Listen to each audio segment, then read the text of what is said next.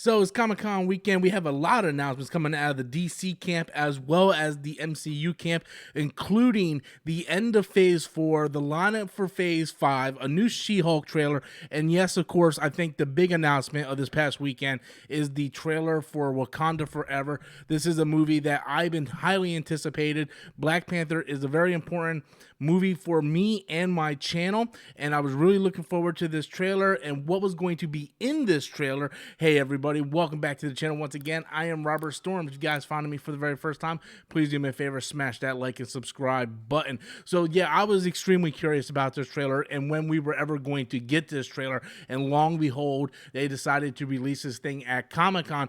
Now, there was a lot of speculation on what was going to be in this trailer because no one actually knew what this movie was going to be about.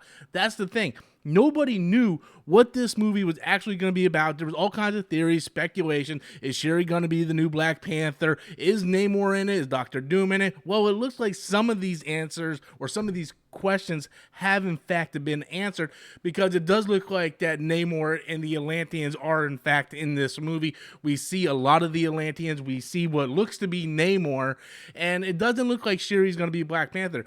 Now, it does look like at the end of this trailer that there is somebody in a Black Panther suit. Maybe that is, in fact, Shuri. Now, I don't know the whole premise of what this movie is going to be about. I'm literally just judging this on this trailer alone. I'm going to give you my honest opinion. I really enjoyed this trailer. I watched the trailer 3 times before I actually decided to do this video. I just got out of seeing Nope. I was on my way home. The trailer dropped and I watched it on my phone, and then I watched it a couple more times when I got home. And I really enjoyed this trailer. I like the aesthetic of it. I like how it looks like the people of Wakanda is lost. You see T'Challa's mother is now the queen of Wakanda, and she talks about how she has lost all of her family members and that she has lost everything, but yes, she doesn't give up.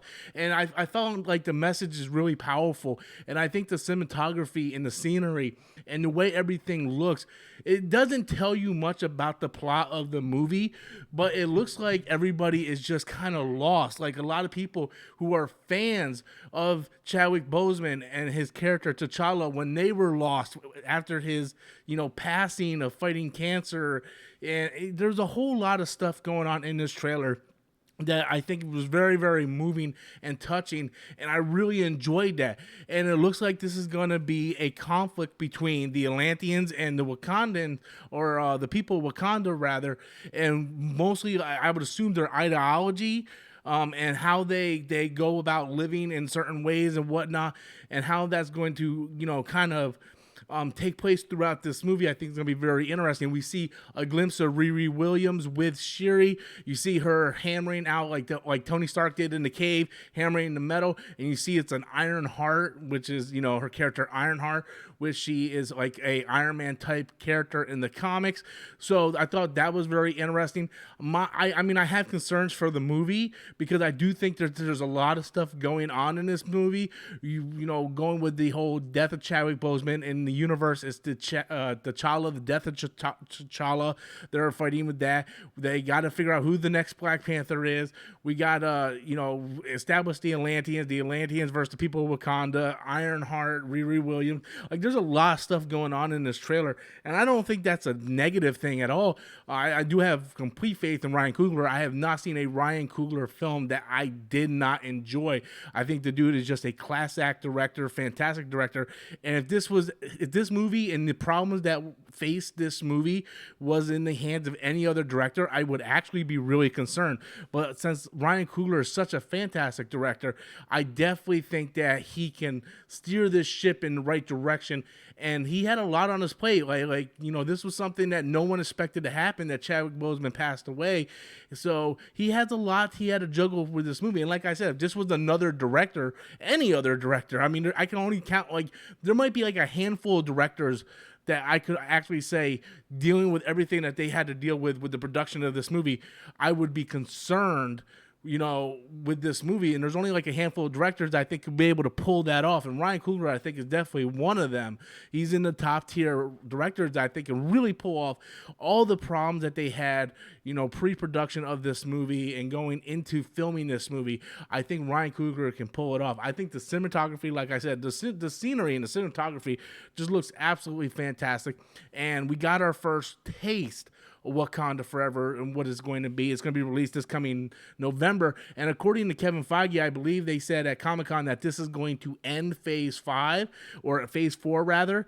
And that's very, very interesting because for the first time, we're not going to have an Avengers film end a phase. We're actually going to have Black Panther, Wakanda Forever. They're not even really calling it Black Panther. They're just calling it Wakanda Forever to end the phase of Phase 4, which I found very, very interesting. And yeah, I'm really looking forward to this movie. As we get closer to November, hopefully more details of this movie will come out and we get more idea of what to expect in this film. And I'm really looking forward to seeing what Ryan Coogler can bring to this. But yeah, I do think they changed the name. It's no longer Black Panther Wakanda Forever. It's literally just called Wakanda Forever, because if they don't have a Black Panther, then they can't really do that. Even though we see like someone, it looks like a female figure dressed in the Black Panther costume. Hopefully it's Shuri. It could even be T'Challa's mother at that point. We're not really sure. Just not a whole lot of details to go on right now. But there's a lot of news coming out at a Comic-Con this past weekend, stuff on the DC side as well as a bunch of stuff in Marvel, including that, like I said, that Phase 5 lineup. And I'm going to be hitting on all that throughout the next couple of days.